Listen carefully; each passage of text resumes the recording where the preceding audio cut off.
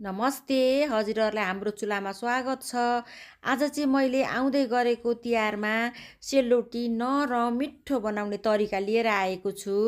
प्राय गरेर सेलरोटी चाहिँ तिहारमा सबैको घरमै बनाइन्छ। अब मैले चाहिँ सुरुमा चाहिँ चामल लिएको छु, रातभरि भिजाएको चामल। रातभरि भिजायो भने चाहिँ मजाले भिज्छ। 5-6 घन्टै भिजाउँदा पनि हुन्छ। मैले चाहिँ अब यसरी पखाल्दैछु, पानी तर्काउँदैछु।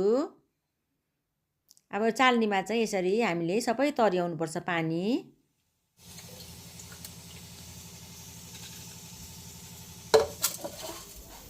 अब नाङ्लोमा चाहिँ मैले एउटा सुतीको गम्चा राख्दैछु। सुतीको कपडाहरू जे भयो नि राख्दा हुन्छ। मैले चामल चाहिँ अलि सुक्खा बनाउँदैछु। यसो गर्दाखेरि चाहिँ सुतीको कपडाले पानी सोच्छ। यो चाहिँ घाममा राख्नु हुँदैन, भित्रै राख्नुपर्छ 2-3 घन्टा। हेर्नुहोस् त, मैले 2 घन्टा राखेको सुक्खा भइसकेको छ। पानी सबै सोचिसकेको छ कपडाले। अब चाहिँ मैले यो बटुकोले चाहिँ नापेर राख्दैछु। एक बटुकोमा चाहिँ मैले 1 चम्चा घिउ, 1 चम्चा चिनी राख्छु, ठिक्क हुन्छ।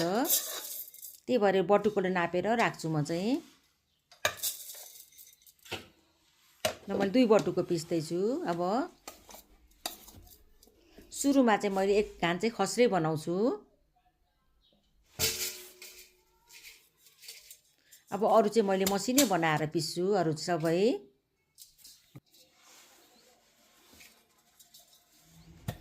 र मैले सबै पिसेर सकेँ।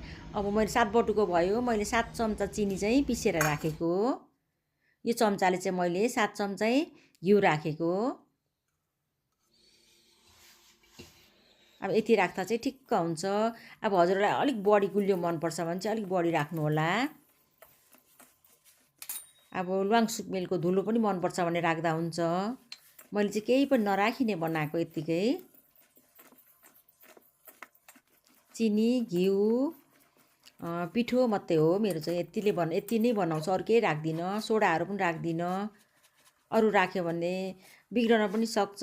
अब यसरी यत्तिकै बनाउँदा हामीले धेरै दिनसम्म राखेर खाँदा पनि बिग्रिँदैन रोटी। ल हेर्नुहोस् त, मजाले मैले चाहिँ नाङ्लोमा मुसेँ। यसरी मुस्दाखेरि चाहिँ मजाले मुसिन्छ, सबैतिर मिल्छ चिनी घिउ। एकदम मजाले टाइम दिएर मुस्नुपर्छ सेलरोटी बनाउँदा चाहिँ। अब एउटा आरीमा मैले खनाउँदैछु।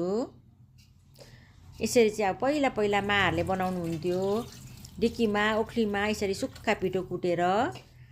यसपालि मैले चाहिँ यसरी पहिलाको जस्तै गरेर बनाएको छु। अब योभन्दा पहिलाको भिडियोमा चाहिँ मैले एकै ठाउँ चिनी घिउ राखेरै मिक्सरमा राखेर पिसेको छु। यसपल्ट चाहिँ मलाई पहिलाको याद आएर मैले यसरी बनाएको। आमाहरूले बनाउनुहुन्थ्यो यसरी नै। अब थोरै पानी राख्दै हामीले मुस्नुपर्छ। एकैचोटि धेरै चाहिँ राख्नु हुँदैन सेलरोटी बनाउँदा। धेरै गिलो पनि बनाउनु हुँदैन। त्यस कारणले गर्दा थोरै राख्दै मुस्नुपर्छ।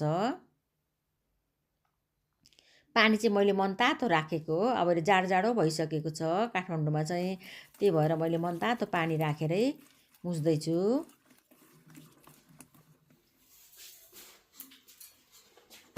यत्तिको भएपछि अब छोपेर मैले चाहिँ 2 घन्टासम्म राख्दैछु। हजुरसँग समय छ भने चाहिँ 3-4 घन्टा राख्दा पनि हुन्छ। मैले चाहिँ 2 घन्टा, यो भिजेकै चामल हो रातभरि। त्यस कारणले गर्दा मैले चाहिँ 2 घन्टामै बनाउनु सुरु गर्नु आँटेको छु। अब पिठो चाहिँ तयार हुनु आँटिसकेको छ। अब थोरै पानी हालेर म मुस्दैछु। यसरी सेलरोटी घुमाउनुपर्छ। आकार आएपछि चाहिँ हाम्रो पिठो तयारी हुन्छ।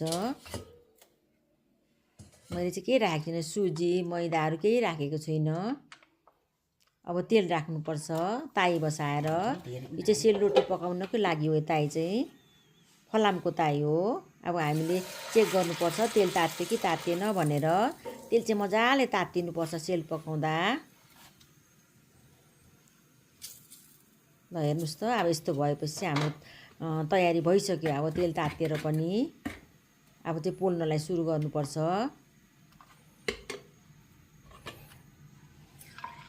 यसरी बिस्तारै हामीले बोतल काटेर, मैले पानीको बोतल काटेर बनाएको। हातैले पोल्दा पनि हुन्छ जान्नेहरूले चाहिँ। तर हातले चाहिँ अब हातले पोल्दा चाहिँ अब हात पोल्छ भनेर डर हुन्छ। यसरी बोतलबाट राख्दाखेरि चाहिँ हात पोल्दैन। त्यस कारणले गर्दा म चाहिँ बोतलबाटै राख्छु। कोकको काट्दा पनि हुन्छ, पानीको बोतल काट्दा नि हुन्छ। हामीले यसरी पल्टाउँदै पकाउनुपर्छ। ग्यासलाई चाहिँ एकदम हाई नै बनाउनुपर्छ। ल हेर्नुहोस् त, रोटी मजाले पाकी पनि सकेको छ, खोक्रो पनि भएको छ। अब अरू पनि पोलेर देखाउँछु। बिस्तारै राख्नुपर्छ, घुमाउनुपर्छ यसरी। धेरै चिज पनि राख्नु हुँदैन। हामीलाई घिउ, चिनी, पिठो भए चाहिँ रोटी बन्छ। सोडाहरू केही पनि लाउनु पर्दैन। म चाहिँ केही नलाइ नै बनाउँछु।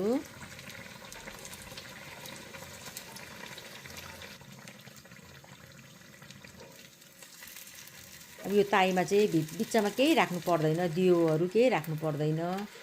अब अरू कराईहरूमा पोल्दा चाहिँ अब दियोहरू राख्नुपर्छ। यो चाहिँ पहिलाको ताई हो, यसमै म चाहिँ पोल्छु प्रायः।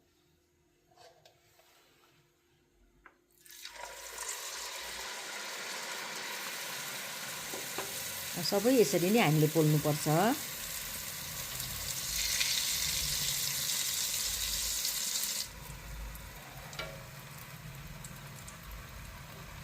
अब सजिलो तरिका छ, त्यति धेरै सामान चाहिँदैन। ग्यासलाई चाहिँ हामीले हाई नै बनाएर पोल्नुपर्छ। जति हाई भयो उति राम्रो हुन्छ। खस्रो पिठो भने काँडा चाहिँ बढी आउँछ, तर रोटी चाहिँ अलिक कडा हुन्छ। त्यस कारणले मैले चाहिँ त्यस्तो खस्रो पिठो नि बनाएको छुइनँ, ठिक्कको बनाएको छु। अब मेरो घरमा चाहिँ आमा हुनुहुन्छ, सासुआमा, उहाँलाई खुब रोटी मनपर्छ।